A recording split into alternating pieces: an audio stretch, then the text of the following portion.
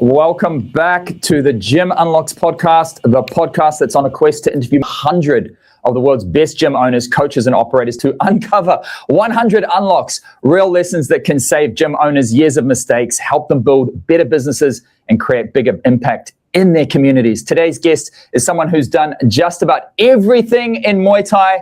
Michael Chase Corley is the founder and the head coach of Heritage Muay Thai in Houston, Texas, former president of the USA Muay Thai and on the IFMA executive board. He's one of the pioneers of the modern American dream. He's done decades of building athletes. He's been building systems. We are on the show with Michael Chase Corley, my man. Welcome. Yes, what a great intro. That was great. Thank you. Man, I love to kick these shows off with a question. My guy, are you ready? Yes, sir. I'm ready. If your house was burning down, your loved ones are taken care of, including your animals, you've got like a few moments to just gather up three things. I need to know, Michael Chase Corley, what are those three things? A couple baseball cards, a pulse. I got like a vintage like Satchel Paige, pretty expensive card. I got some stuff like that, and then but I would take one of my posters. I don't have any copies of one of my fight posters. One of my like, there's no like record of it online. I don't think, so I would grab that thing, and then a picture of like the whole family. I wasn't really a fast like a picture of all of us, just in case we don't have it on our phones. The whole family. Oh man. That tells me what kind of guy you are. Like family man, family values. Got to get the sports in there. A photo of like when you were looking amazing. I get it, bro. I totally get it. These are great things to grab. I want to kick the questions off with what's one of the beliefs that's changed your mind as a gym owner from when you first got started to now? Yeah, how we position the look and image of the school. I was like, no one has the resume that me and my partner have. This is the best Muay Thai school in Houston, and it had a very fight, gritty thing to it. But that pool is a very small pool, in a city. Let's just be honest. What Western school, martial arts academy, gym, whatever you want to call it, pays all of its bills through competition and fighters? None, so we got to make, Muay Thai accessible for everyone. And I think that my first, something I've learned from it is that I look back at some of these places and I'm like, I don't want to take my kids there. I don't want to go there. It's like, unless you wanted to fight, that would be a good place for you to go, other than that, no. You touched on that Muay Thai for everyone piece. I think that's a really nice one. Like when I look at the optics of your gym from the outside on the website, I see that you guys have not just Muay Thai. You're not just training Muay Thai in there. You've got MMA, karate, if I'm not mistaken. Yeah, the kids is a blend of a lot. I would say like 80% Muay Thai, but a little bit of karate with some of like the lining up and discipline. Not to say that Muay Thai doesn't have discipline, obviously it has it, but the karate with some of the traditional aspects of belts and respect. I don't want to put belts on Muay Thai, so we call it the kids classes, kids martial arts. Mostly Muay Thai, but there are some elements in there. I wouldn't want to false represent Muay Thai. And kids, you're a bit more of a blended mixed martial arts, but 80% of Muay Thai. So you've got those traditions in there, which you've learned from coming over to Thailand at such an early age. And the thing that really got you started in Muay Thai was that, right? Like when you came into Thailand in the early days as a pioneer, really from the States, you really got to immerse yourself in that culture. And you've taken bits of that culture and kept that along and alive in your gym the whole time round. Is that correct? Yeah, the way we start and end class is with a why. We why to the instructor. We try to keep the 5 pillars of Muay Thai. We put that on the back of the kids' T-shirts. Our adult program, the most popular, is the Muay Thai. That's our bread and butter, the adult Muay Thai.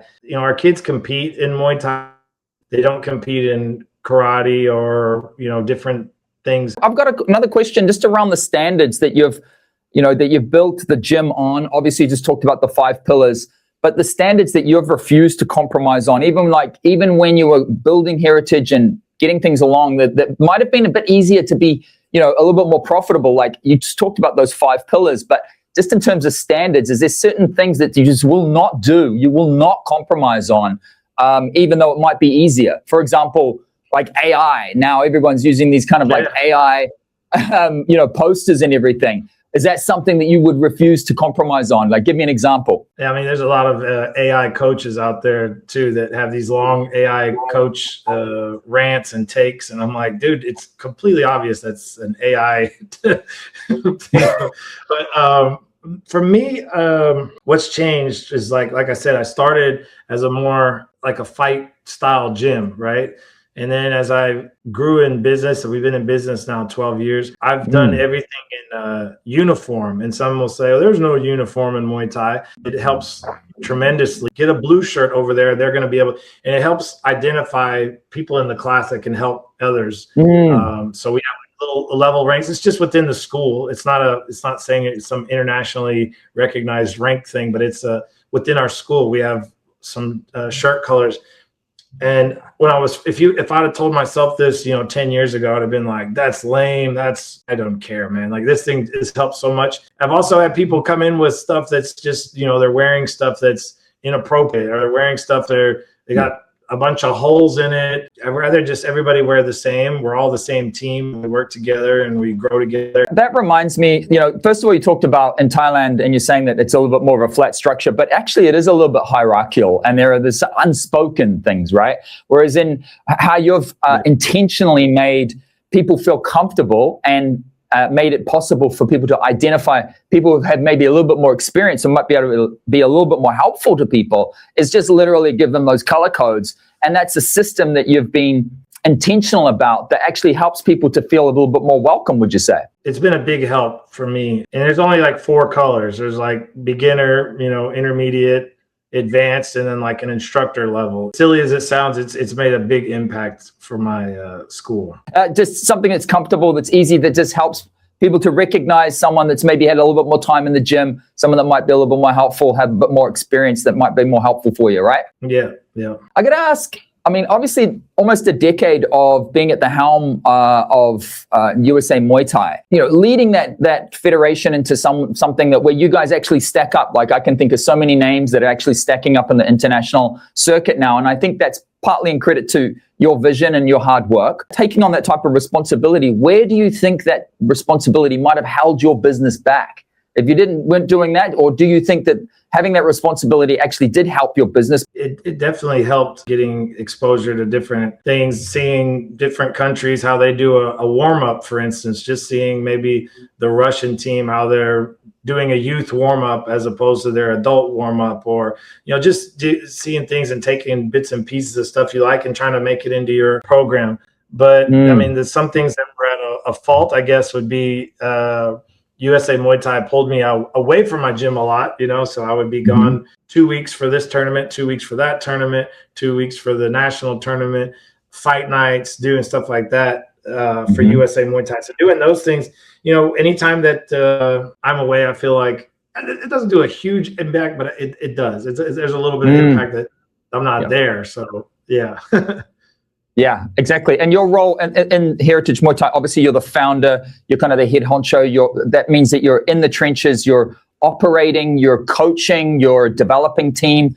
Talk to me a little bit about the key responsibilities of what you do. I have probably about 10 people that work at the school. Kids instructors, we have adult instructors, we have people that do introductory lessons, we have a salesperson, we have front desk people. So it's a lot of people. It's about 300 members at Heritage. I'm still very heavy hands-on with the business. I teach the fundamentals Muay Thai class, the most popular class, and our intermediate Muay Thai classes. I just love being on the mat. I love, seeing the product, but I'm also, to my fault, I'm very particular in my successors and the people that teach. Like, even when I'm not there, like I'm not there right now, I was already checking the camera, making sure that they're doing the curriculum correct. I have like a really high standard. So that could be, going to all this international Muay Thai for a big portion of my life.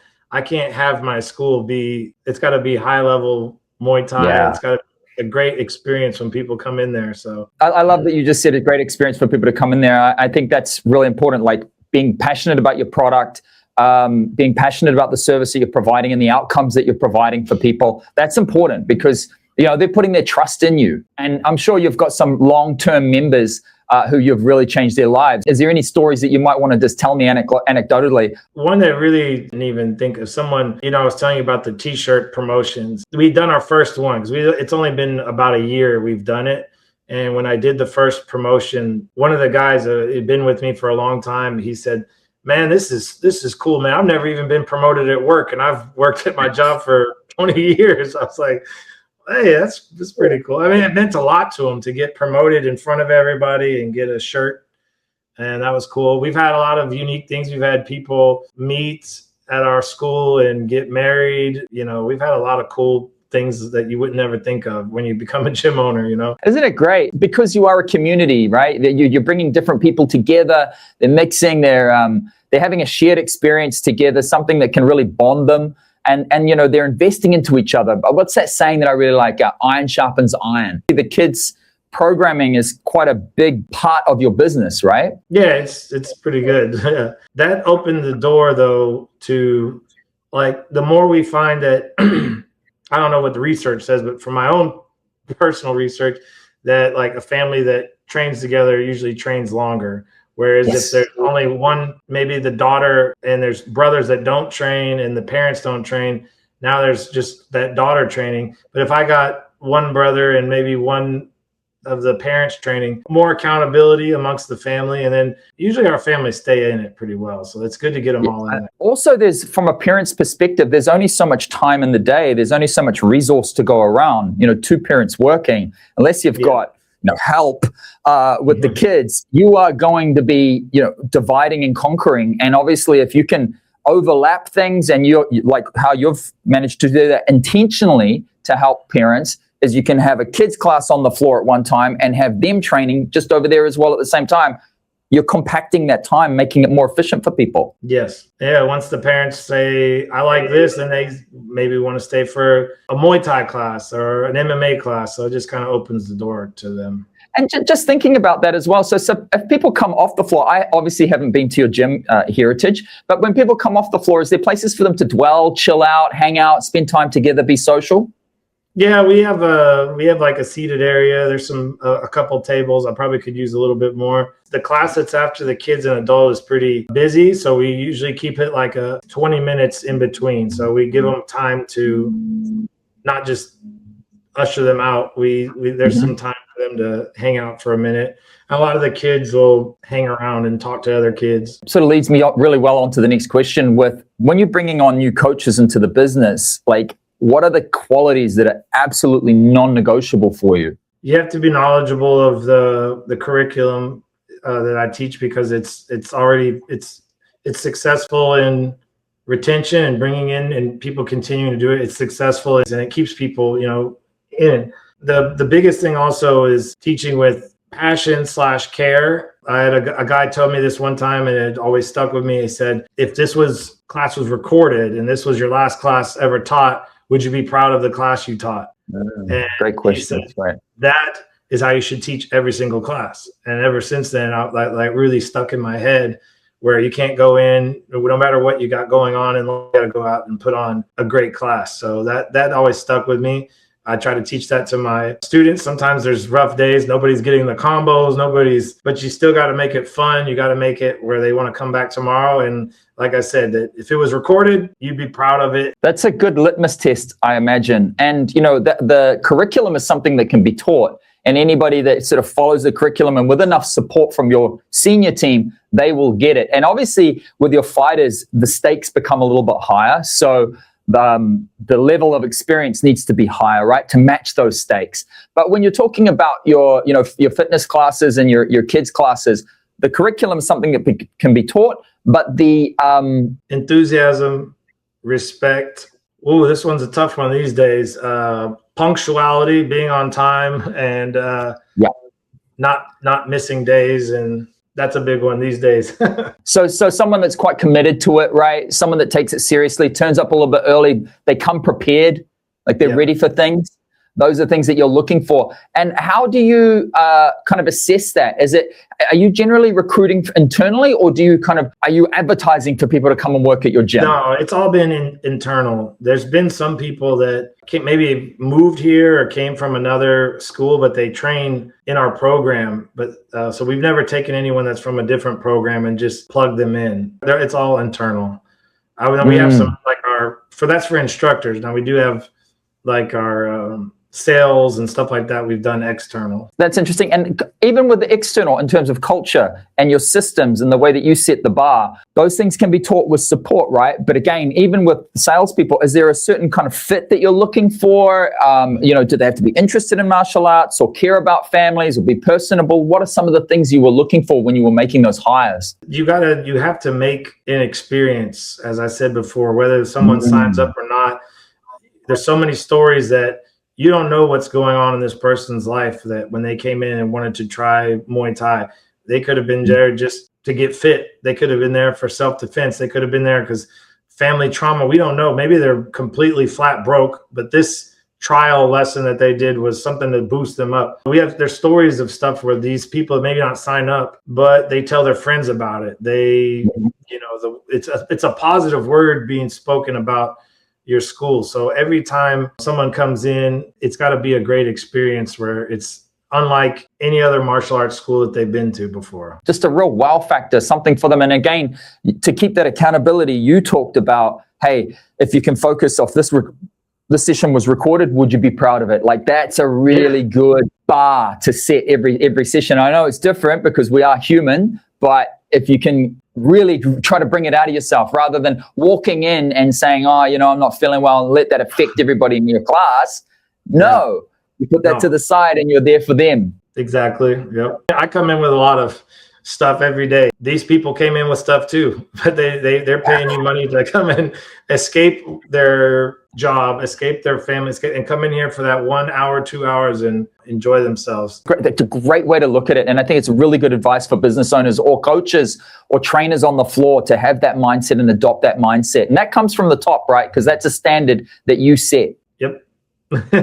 See a lot of gym owners and they want to be so hardcore. Then they also complain that they can't pay their bills and they don't have this, they don't have that. Well, you're not making a welcoming atmosphere. You don't have a curriculum. You're just doing this. Hey, go jump rope. Hey, go hit the bag. All right, guys, come on over here. Let's do this. Ow, my leg hurts. Oh, you're weak. Okay, get out. And then you're never going to see them again. Whereas like what you've been talking about is, changing people's lives, having impact in your community and actually really helping people. And I don't want to say it kind of sounding cliche, like the best hour of their day or anything, but for so many people, they really look forward to these sessions 3-4 times a week with you guys. Yes. That's one of the most rewarding things is when you see maybe someone take the time out to write a review and they tell them how much it means for them to take that Muay Thai class, their escape from whatever it is they're doing, personal problems, just work, just getting exercise, losing weight, gaining confidence. Those are a lot more than building some world champion that you think you're going to build. Yeah, I mean, there's so many different rewards you get from it, right? Being a director, being a coach, spending time on the floor, seeing these people month in, month out, some of them year in, year out, and getting progress with you. Because maybe not everybody wants to fight, but they want to be able to look after themselves. They want to feel good about themselves, and they want to hang out with cool, like-minded people. And that's what Heritage offers. Yes. One of the things that I think is unique is that I don't necessarily have, there's people that don't compete, but they also have the skill level to help those that do compete. So it's an attestament to the curriculum and the level of the classes that we do. If you stay in the program and you're training and you make the time, you will be good. You don't have to compete, but you can help those that do compete. Myself, I got into Muay Thai at a much later age after years of competitive with BMX racing, and I came into the sport very injured, and I used the sport to kind of get over injuries, which is crazy, but it worked for me. And one of the things I noticed is as I went through, obviously I competed early as a 40-plus-year-old, but then afterwards, just spending time, especially out here in Thailand, and sparring and helping other fighters get ready for competing, that is just as meaningful and it feels just as good in the heart as competing for yourself. You feel a connection. It's great for everyone. You know, you're going to buy a ticket for sure to go and support your teammate you helped, and you feel more connected with them. And I mean, who wouldn't want that? Yeah, I agree. And I think that's important, just being a little bit selfless. I think that's what Muay Thai and martial arts teaches you. The more you do it, the more you realize it's just a way for you to contribute meaningfully in a community. I have a good quote for you. I kind of just made it my own, but I don't know. It maybe a fighter has a career, a coach has a profession, a martial artist has a lifetime. A lot of coaches, they coach and then they make some champion and they say, oh, I'm done. I've done everything I could. I'm never going to be done. I've made champions. I've done this, I've done that, whatever. But my thing is to continually make better people, make myself better. Like I continually am learning. Fighters fight. When they're done fighting, not all great fighters become good coaches. Not all great fighters become good gym owners. I feel like if you adapt the martial artist mindset, you're going to more knowledge and you will become better if you have that open mind and not be a hard-headed fighter or an arrogant coach who will have longevity.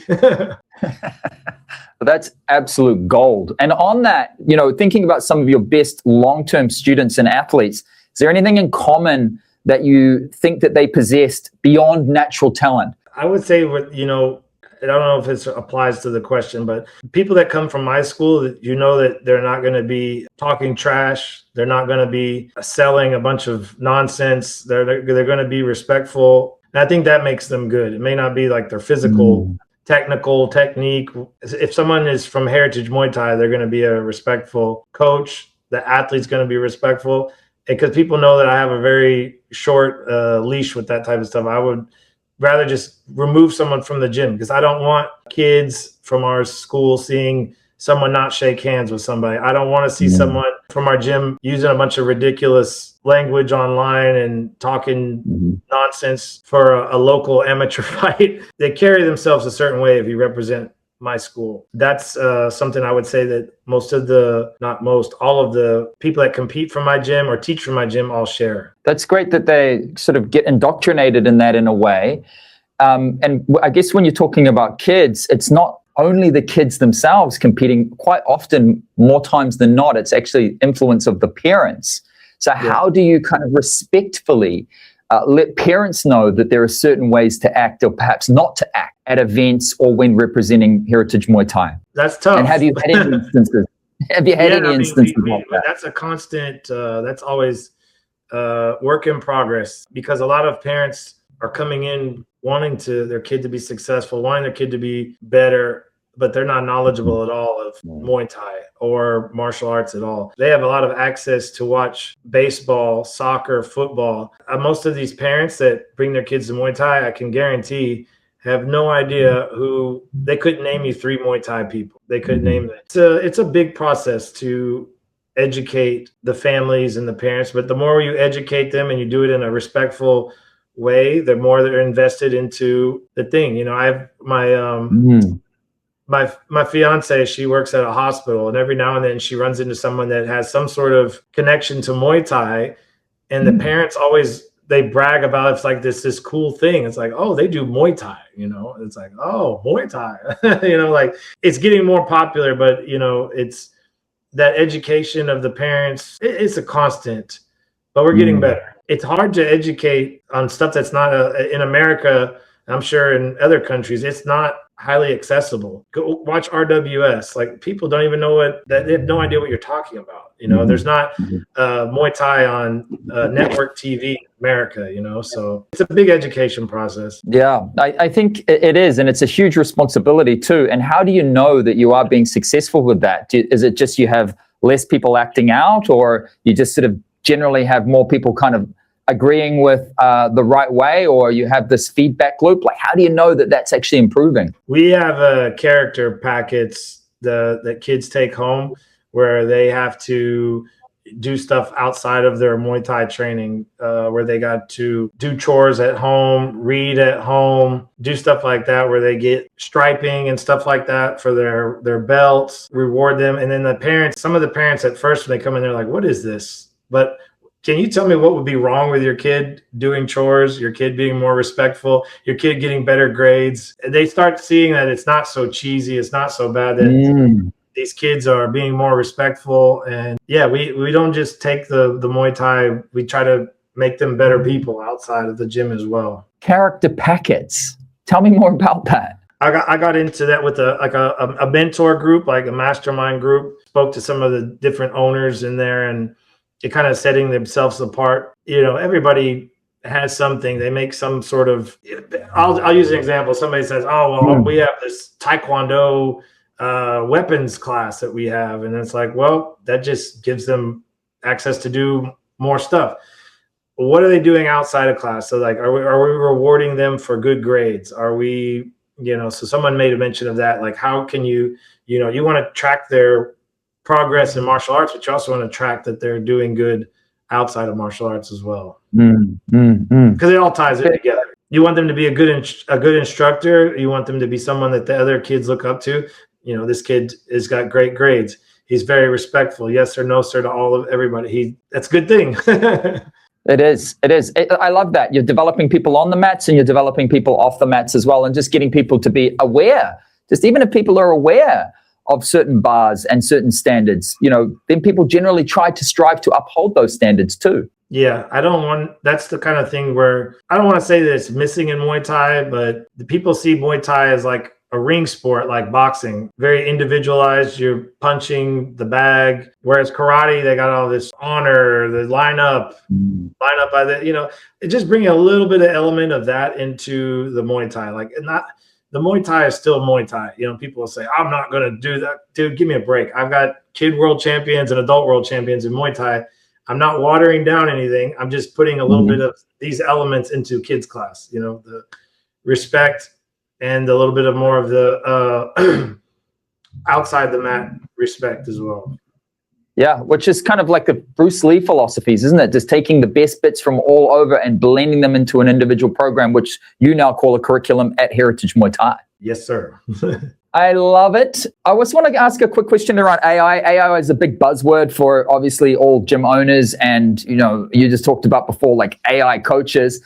But what? Just give us an example of some of the AI tools that you're currently using in Heritage. I try to use. I'll do something where almost I use AI sometimes for templates, and then I will manually put the pictures in from like Canva or something like that. I try not to make it too AI, because like when you look at a page and you see all AI, it just kind of turns me off. I don't see that they're putting a lot of effort. You know, with the M dashes that people have in their write outs, and that's only AI writes that out. And I'm like, man, if this coach is dropping all this inspiration, it's just like, why is it all written the exact same every single time? It's just, oh boy. But I mean, I'm not gonna lie, everybody has a little bit, but I use it for something that's very simple. Like we had some bad weather recently, you know, it's like been flooding. Like, what's a good way to let people know that it's flooded today and there's no class? That's something I would use AI for, to make it sound better than what I would say. I'm like, oh shit, it's raining really bad.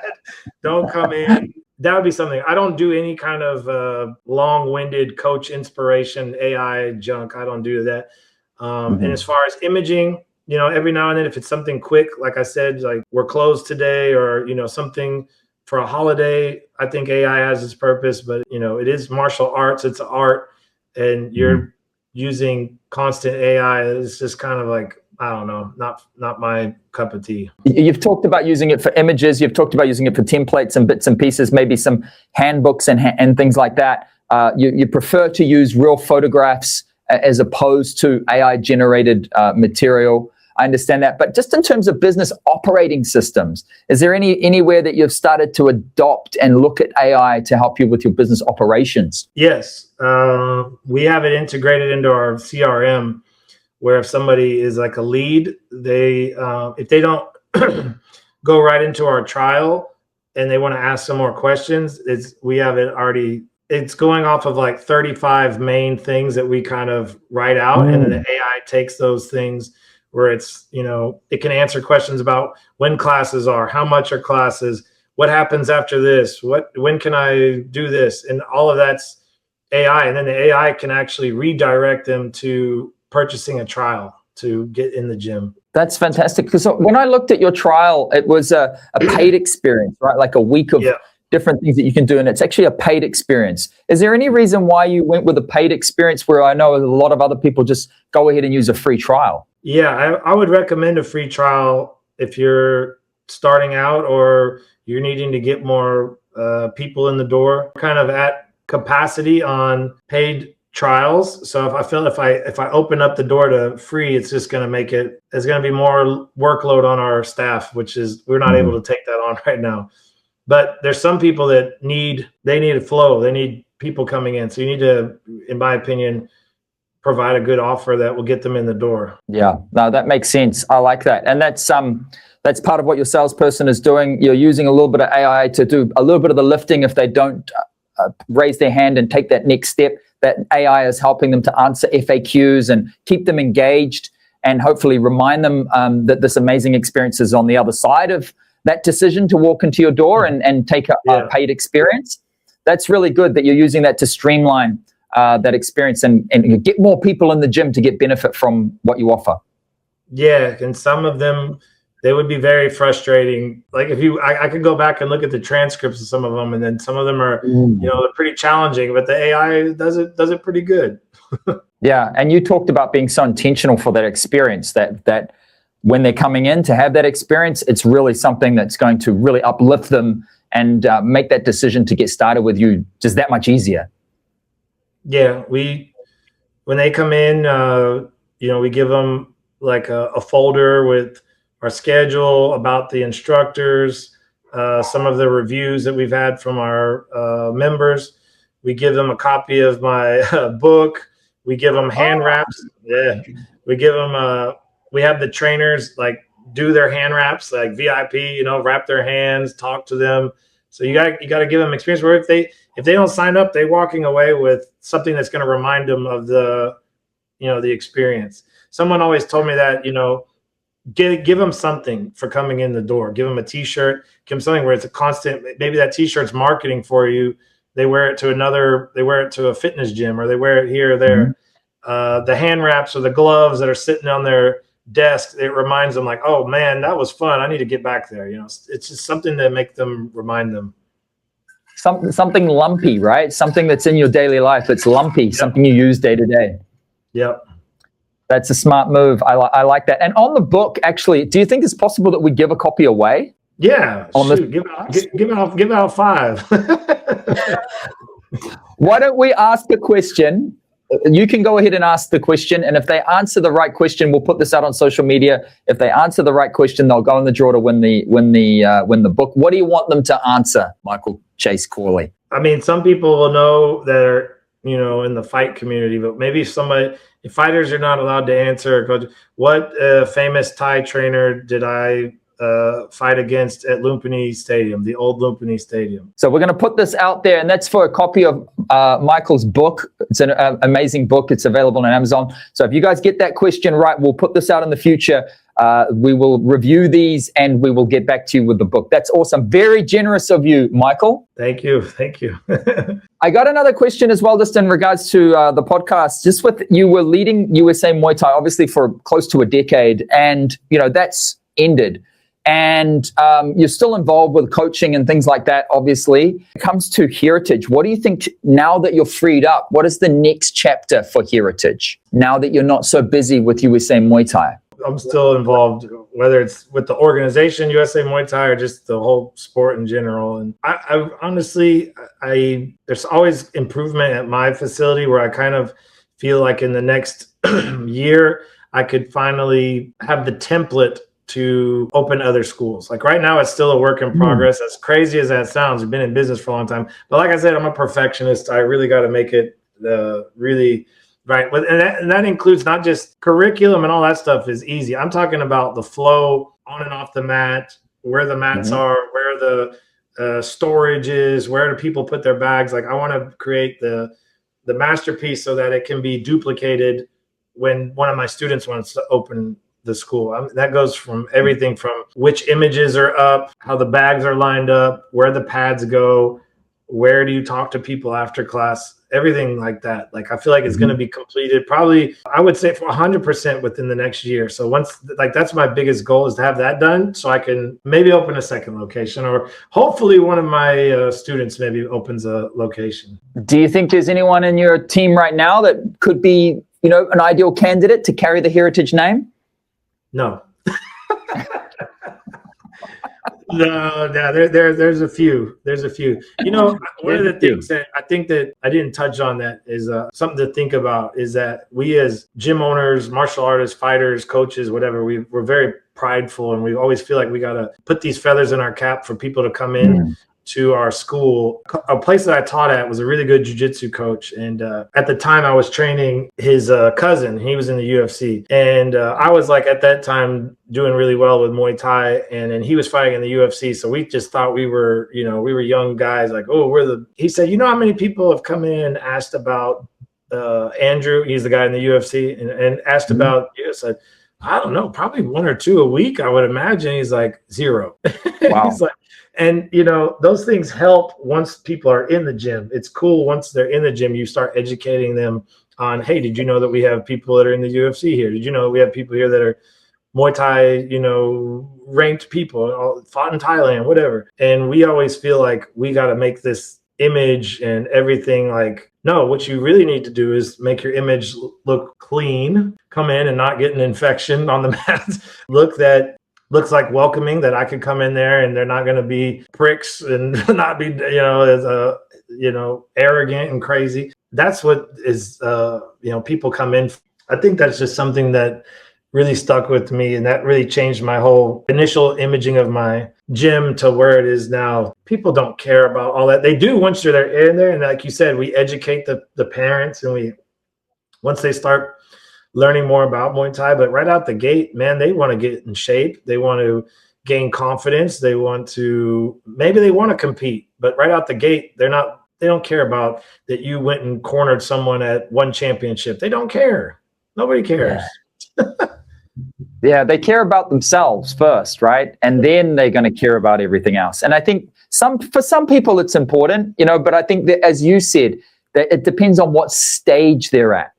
Yeah. The vast majority don't care or don't know. They, you know, if I asked the last 20 people that came into my Muay Thai school, did you catch the last RWS fight? See what happened on one Friday? Did you catch Glory Kickbox? They have no idea what I'm talking about. And they're like, you know, but hey, man, are you looking to get in shape?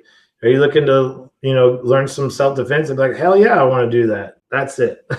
That's really good. That's knowing who it is in your community that you're called to serve, really having a very strong image of those people. And especially we're talking about different timelines for people. You know, people who are just starting, that's a scenario. They're starting, as you said, they've got different needs. People that are going from, they've learned the fundamentals through your curriculum, and now they're kind of getting into sparring.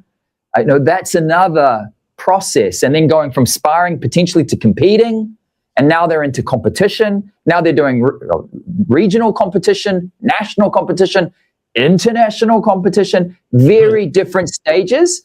And of course, your gym, Heritage, given that you've had so much experience, can cater for every stage. Yes, that is correct. Yes, sir. That number is at a stretch 10%. The membership is maybe 300 people. Mm-hmm. How many people are going to actually compete in the ring? Maybe probably 10 or less, 10% or less. You'd have around 25, 30 fighters that are active, that are, you know, their names are on the board to fight. Oh, not active. I would say just in general, I've done it in the last 2 years, would be about 30. A very sobering thought for gym owners, right? I've got 300 people in my gym, less than 30 or around 30 are competing intermittently through these years.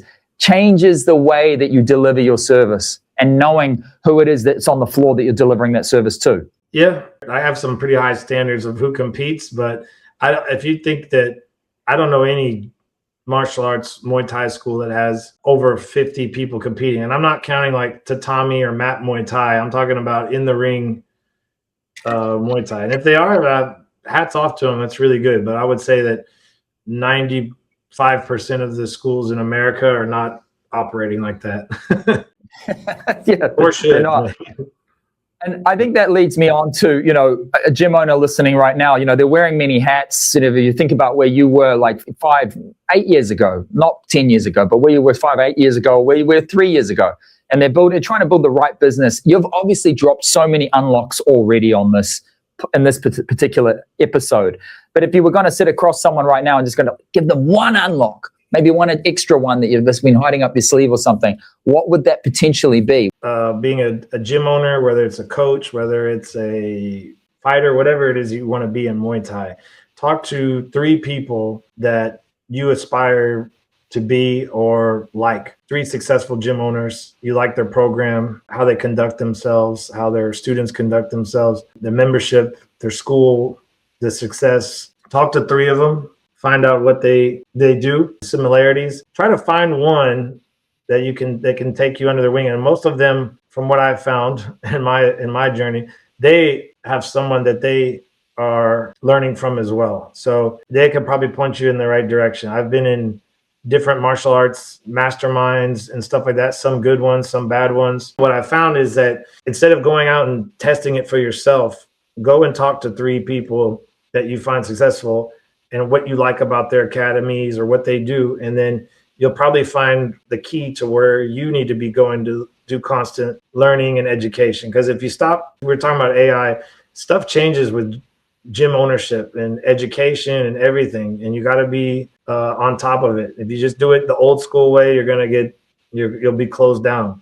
So if it's a fighter and you want to have success, go and talk to 3 fighters and find out what they're doing, what they're doing at their camps. What did they do outside of their Muay Thai training? What are they doing? Are they doing any mental training?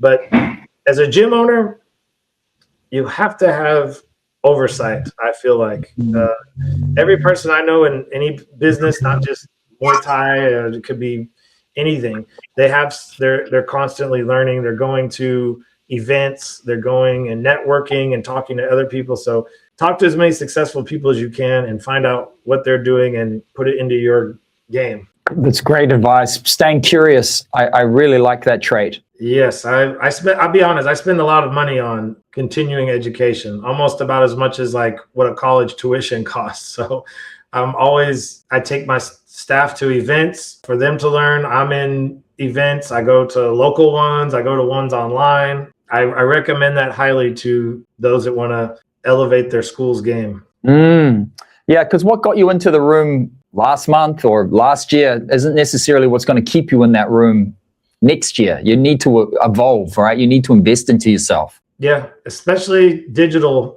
these days online, how you appear on Google searches, how you appear on AI searches is different. You got to put different stuff out so you appear on different things. That sounds like another whole podcast. Yeah. Tactics and strategies on how to, show up online. Just in terms of coaching and mentorship, obviously you've had so many amazing people in your life that have helped you. But who's sort of, some of the coaches that you would like to shout out that have helped you on your journey? Well, I have so many. Too many to name. I did boxing when I was growing up, and then I got into Muay Thai, and then when I came back from Thailand, I got back into boxing, and then went back to Muay Thai. So I have a lot of coaches and influence. And one of the things I just was really lucky with in my time was that I never was at a place that I like outgrew, or I never came to a place where it wasn't the right fit.